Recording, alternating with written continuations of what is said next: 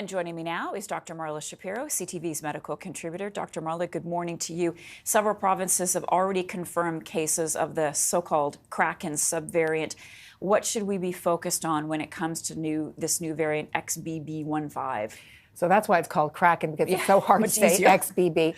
But Kraken was a sea monster. I think what's important to recognize is that this represents what we call a recombinant. So two Omicron variants have gotten together and caused a mutation and led to this new variant. So what that speaks to is that when we have a vulnerable population, vaccine inequity around the world, it leaves people open to infection with more than one virus at a time. That becomes a fertile breeding ground for a new recombinant.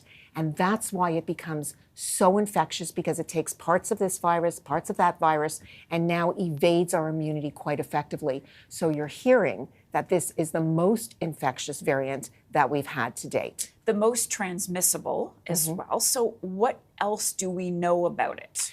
So early days for us to see what's happening. We know that it is the prevalent strain in the Northeast, particularly in the United States. We're seeing it in Canada. We believe the same will happen here as well.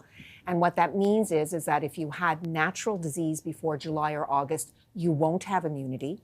If you had the bivalent booster, that's your best bet at having immunity.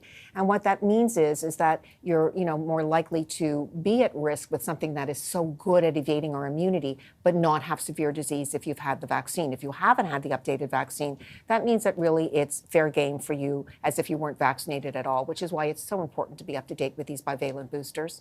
I think so many people thought COVID was in the rearview mirror, but now we have this new variant. What does it signal to you about where we're going with this virus in the new year? Well, it signals that, this virus continues to mutate. So far, this is a subvariant of the Omicron. We are not moving to another yet Greek alphabet letter, which may, herald something even more concerning. The disease itself seems to be not too severe, mostly upper respiratory, scratchy throat, sore throat, maybe not as much fever. And if you've been vaccinated, certainly it will be milder. But, we're concerned about large groups of populations getting ill. There's always the concern, the more people that are ill, the more likely that you're, going to see these outcomes that are worrisome. So it really speaks to the fact that, no, it's not in the rearview mirror. And that, you're hearing today the World Health Organization just put out a call saying on long flights, you should be masking yet again, speaking to their concerns about infection and transmission of this highly infectious variant. And you mentioned this one is named after a sea monster, Kraken, but some new research out of UBC is showing the simple sea sponge may hold clues to preventing infection. So 3 different natural elements, one found in a sea sponge, 2 in marine biology. During research, they found that if they soaked lungs in these, tissue and exposed it to these natural elements that were found in the sea sponge and marine biology, it actually prevented COVID from taking over. So it's not the same as preventing it with a vaccine, but it's the thought that it could be used as an antiviral.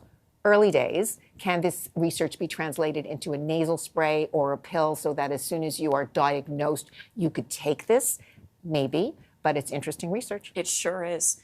Dr. Marla, thank you so much. And just a note, all of this information can be found on our website, ctvnews.ca.